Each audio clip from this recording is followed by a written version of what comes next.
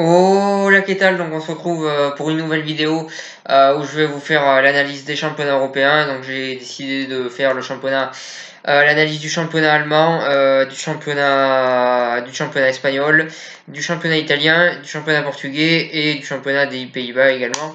Donc voilà sur ça. Donc on commence tout de suite par le championnat allemand. Donc je vais parler que des deux premières équipes.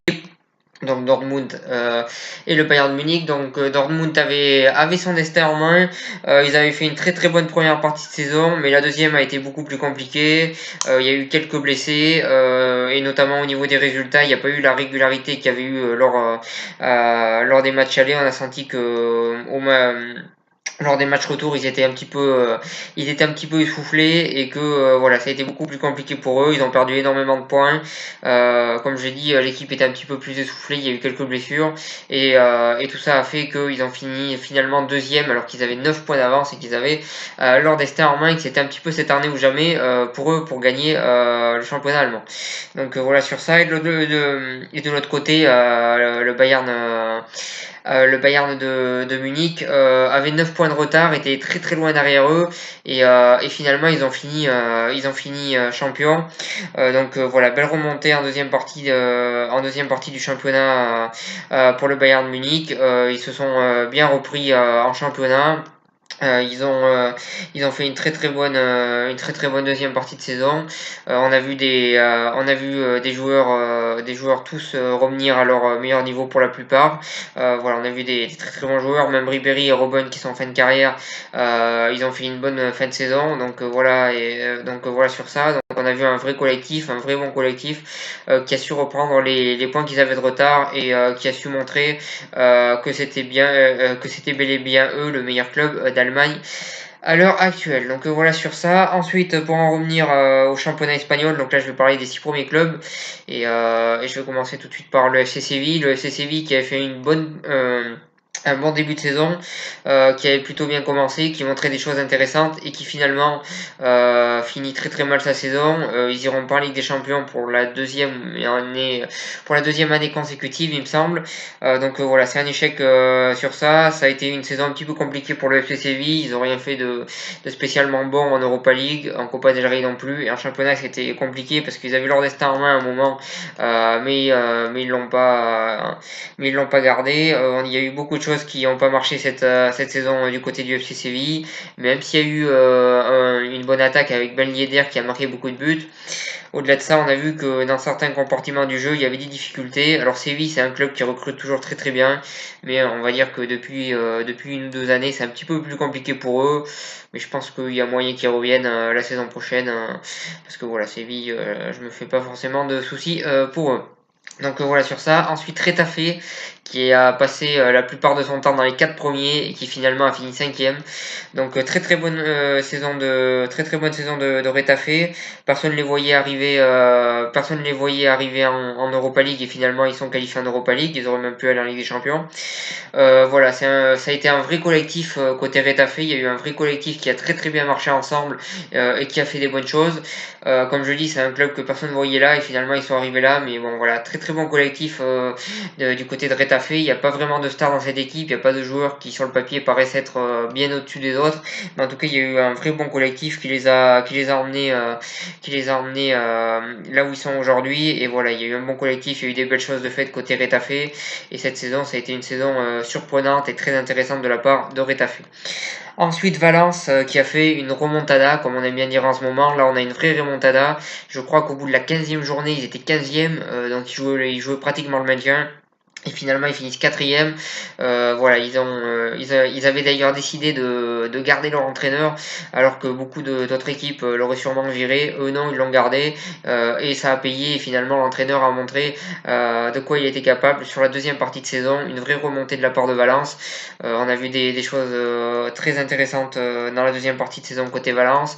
On a vu une attaque qui s'est retrouvée parce qu'au début de saison, c'était compliqué. On a vu une défense qui petit à petit a commencé à s'améliorer amélioré, même s'il y a eu des défauts pratiquement toute la saison. C'était quand même mieux en deuxième partie de saison pour la défense de Valence. On a vu un milieu de terrain qui s'est vraiment trouvé dans cette deuxième partie de saison. Donc voilà, une vraie remontée de la part de Valence, des choses intéressantes. En Europa League, je pense qu'ils auraient pu faire mieux contre Arsenal. Mais en tout cas, c'est une très très bonne saison de la part de Valence. Comme je dis, une vraie remontada et félicitations à eux pour ça. Ensuite, le Real de Madrid, là c'est une saison catastrophique, il n'y a rien d'autre à dire dessus. On a senti que c'était une saison de transition et il va falloir pour eux qu'ils se reprennent. Qui se reprennent la saison prochaine. Il va falloir que le recrutement se passe bien dans ce mercato-là, qu'ils fassent des choses intéressantes durant ce mercato-là, qu'ils se reconstruisent une bonne équipe et on verra la saison prochaine. Cette saison a été juste catastrophique. Donc voilà sur ça. Ensuite, l'Atlético de Madrid, saison compliquée là aussi. Ils ont fini deuxième, loin derrière le Barça. En Ligue des Champions, ça finit très rapidement pour eux. En Coupe du Roi, ils n'ont pas été très loin non plus. Donc voilà sur ça, une saison compliquée. On sent qu'il va y avoir beaucoup de changements dans ce mercato côté Atlético de Madrid. Je pense qu'on est dans une vraie transition. Je suis pas sûr que dans l'avenir l'Atlético soit aussi fort que ce qu'il était dans le passé. Donc voilà sur ça. Mais en attendant, ça a été une saison compliquée et les cadres de l'équipe pour la plupart vont partir. Donc voilà, ça va être une saison de reconstruction la saison prochaine pour eux. Cette année, ça a été une saison compliquée. L'année prochaine, ça va être la reconstruction. On va voir comment ça va se passer. Ensuite, le Barça, en Liga, il n'y a pas grand-chose à dire. Ils ont été au-dessus, ils ont gagné ils ont tout simplement été au-dessus des autres équipes. Ils ont été les plus réguliers, ils ont été les meilleurs cette saison en championnat espagnol. Et voilà, rien d'autre à dire dessus. Ils ont fait ce qu'ils avaient à faire, ils l'ont bien fait et cette Liga pour eux est méritée. Ensuite, pour en revenir au championnat italien, donc là aussi je vais parler des 6 premiers en Italie. Je vais parler je vais parler de l'AS Roma qui a fait une saison assez poussive, qui a fait une saison où ils sont jamais vraiment trouvés réguliers. Ils ont été assez réguliers toute la saison. Il y a eu beaucoup de difficultés toute cette saison côté AS Roma. Il y a beaucoup de choses qui n'ont pas marché dans cette équipe-là. Je pense qu'il va y avoir beaucoup de choses à reconstruire la saison prochaine pour eux. Échanger quelques joueurs dans certains secteurs du jeu. Et voilà sur ça, l'AS Roma. Il y a beaucoup de choses, selon moi, à changer la saison prochaine. Même s'il y a une chose de positive côté AS Roma, c'est le milieu de terrain qui, lui, s'est plutôt bien trouvé cette saison. Mais pour le reste, il va falloir reconstruire et c'est une saison vraiment mauvaise pour l'AS Roma. Ensuite, l'AC Milan, qui encore une fois ne se qualifiera pas en Ligue des Champions. Alors l'AC Milan, au niveau des investisseurs, ce qui se passe, c'est assez spécial et je ne sais pas comment ça va se passer par l'avenir parce que voilà, c'est assez spécial. Côté terrain, il y a quand même eu un recrutement selon moi assez intéressant, notamment à la mi-saison avec Piatek et Paqueta. Je trouve que Leonardo fait du bon travail et malheureusement je crois qu'ils vont le faire partir du club, ce qui serait dommage. Je trouve que Leonardo Maldini c'est un bon duo, mais bon voilà, on sait que dans le foot on n'a pas la patience, le mot patience n'existe pas vraiment et probablement les deux vont partir vont partir du club enfin du moins Leonardo risque de partir du club à la fin de saison. C'est dommage, il avait fait des bonnes choses.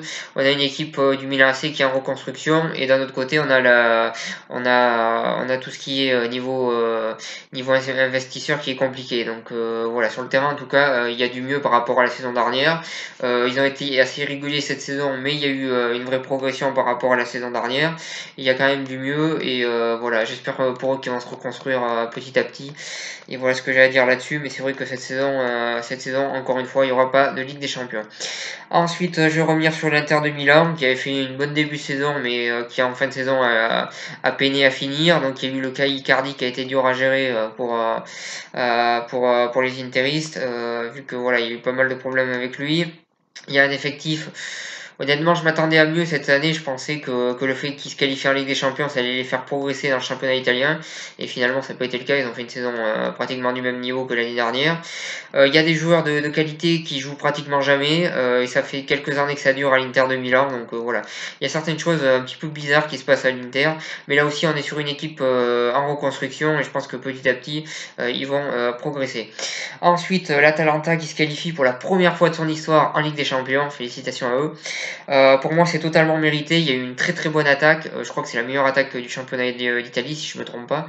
Ou en tout cas, l'une des meilleures. Donc voilà, une très très bonne attaque du côté de l'Atalanta, une équipe assez offensive, qui derrière en défense n'est pas non plus ridicule. Donc voilà, une très très bonne équipe de l'Atalanta qui a fait une très très bonne saison. Il n'y a pas vraiment de star là non plus sur le papier, mais il y a une équipe qui a très bien travaillé collectivement. Donc voilà, pour moi c'est totalement mérité cette qualification et félicitations à eux. Donc voilà sur ça. Ensuite Naples, j'ai pas grand chose à dire. Ils ont été largement au-dessus, ils ont été largement en dessous de la Juventus et largement au-dessus des autres clubs italiens. Donc voilà, j'ai rien d'autre à dire. Ensuite, la Juventus pour le championnat, ils ont été au-dessus de tout le monde et encore une fois, ils ont montré que c'était eux à l'heure actuelle les rois du championnat italien. Donc voilà, c'est mérité, ils méritent de gagner ce championnat, il n'y a rien à dire là-dessus. On peut quand même dire qu'il manque un petit peu de concurrence à l'heure actuelle, c'est plutôt dommage. Donc voilà sur ça. Ensuite, pour en revenir au championnat portugais, donc là je vais parler des 4 premiers. Donc Braga, saison compliquée encore une fois. Ils ont fini quatrième, assez loin derrière les trois gros du Portugal. Et en coupe et dans les deux coupes nationales, ils se sont fait éliminer en demi-finale. Et en Europa League, ils se sont fait éliminer dès les barrages. Donc voilà, une saison assez compliquée côté Braga. Une saison à vite oublier, mais bon, ça reste quand même un club assez régulier au Portugal qui généralement finit toujours dans les 4-5 premiers. Mais cette saison, ça a été un petit peu plus compliqué que ce qu'on aurait pu penser et ils ont eu énormément de difficultés, j'ai trouvé, face aux grandes équipes. Donc voilà sur ça. Ensuite, le Sporting Portugal qui là en championnat a été assez loin derrière les deux premiers, mais qui en coupe a été très bon vu qu'ils ont gagné la coupe de la Ligue portugaise et la coupe du Portugal. Donc voilà, en coupe ils ont été très bons, ils ont fait ce qu'ils avaient à faire. Il y a eu des choses intéressantes du côté du Sporting cette saison, notamment leur milieu de terrain qui est courtisé par les plus grands clubs européens et qui a marqué énormément de buts pour un milieu de terrain. Donc voilà, il y a eu des choses positives côté Sporting. Malheureusement, ils n'ont pas pu, malheureusement pour eux du moins, ils n'ont pas pu concurrencer Porto et Benfica, mais il y a quand même eu des choses intéressantes du côté du Sporting. Et on a eu une saison finalement plutôt calme par rapport à la saison dernière où il y avait eu pas mal de polémiques pour tout et pour rien. Donc voilà, il y a eu une saison plutôt calme et derrière il y a eu 2 trophées de gagnés. Donc pour moi c'est plutôt une saison réussie pour le Sporting. Ça peut surprendre, mais pour moi c'est une saison réussie. Ils ont gagné 2 coupes. Donc voilà, je vois pas qu'est-ce qu'on peut leur demander de plus. En championnat, ils ont ils ont fini troisième et cette saison, selon moi, Benfica et Porto étaient meilleurs. Donc voilà, pour moi, ça reste quand même une saison réussie pour eux. Ensuite, Porto qui avait leur destin en main et qui avait 7 points d'avance à un moment sur Benfica qui finalement s'est écroulé. Alors là, ils ont recruté Pep et finalement, ça a été un mauvais choix dans un sens parce que la défense centrale qu'ils avaient était très bonne et là, du coup, Militao a été obligé de se retrouver latéral. On a vu qu'à ce poste-là, il était pas très à l'aise et globalement, c'est pas le poste où il est le meilleur. Et on a vu que au-delà de ça, la défense centrale était très lente sans lui. Donc voilà, sur ça, il y a eu des mauvais choix de fait là-dessus.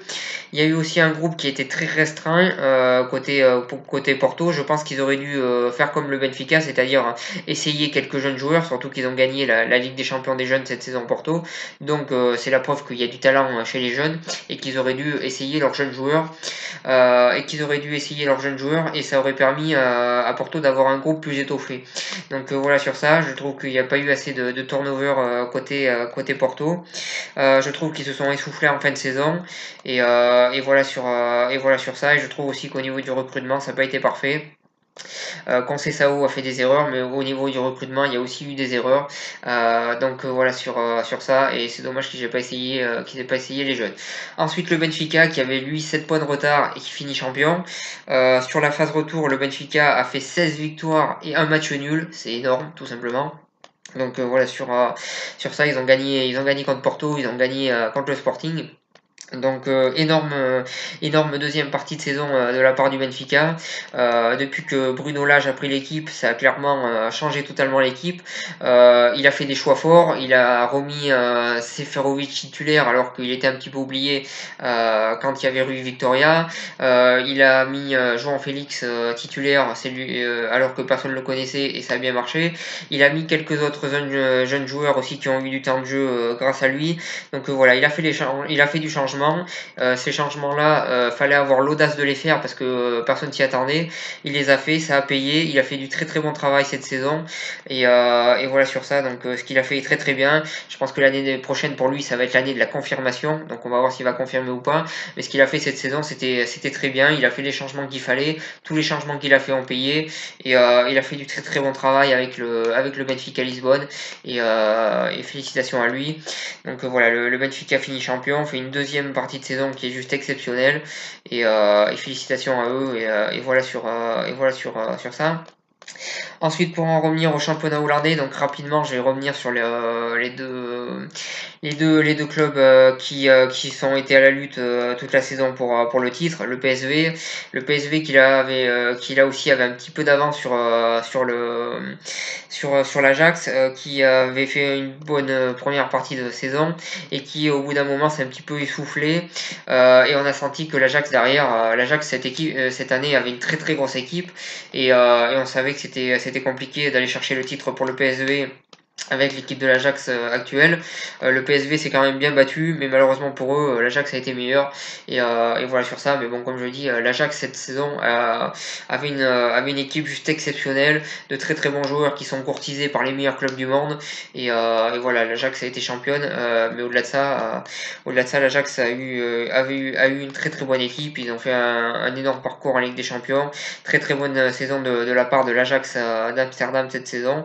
Et leur titre est mérité. Je crois que c'est une des équipes qui a marqué le plus en Europe, si je ne me trompe pas. Donc voilà, une très très bonne attaque du côté de l'Ajax avec leur jeu assez flamboyant et qui donne du plaisir à regarder. Ils ont retrouvé leur jeu du football, leur jeu de foot qu'ils avaient un petit peu avant, il y a quelques années, 20 ans en arrière. Donc voilà, on a une Ajax qui est retrouvée. Malheureusement pour eux, ils vont sûrement se faire dévaliser au prochain mercato, mais on a vu des très très bonnes choses côté Ajax et il faut dire que ça fait partie des équipes cette saison qui ont fait plaisir à avoir joué. Et voilà sur ça. Et pour le PSV, je pense que l'année prochaine ils reviendront et ils essaieront de gagner ce titre. Surtout que l'Ajax risque d'être un petit peu diminué, même s'il risque d'avoir du recrutement derrière. Mais bon, je pense que avec tous les joueurs qui vont perdre, ça va être dur l'année prochaine. Et je pense que le PSV pourra lutter et retrouver sa couronne de champion du Pays-Bas qu'ils avaient l'année dernière. Donc voilà sur ça, voilà sur cette analyse. Moi je vous remercie de m'avoir suivi. Cette vidéo est très longue, donc si vous avez regardé jusqu'à la fin, merci. Je vous remercie de m'avoir suivi et je vous souhaite une bonne continuation.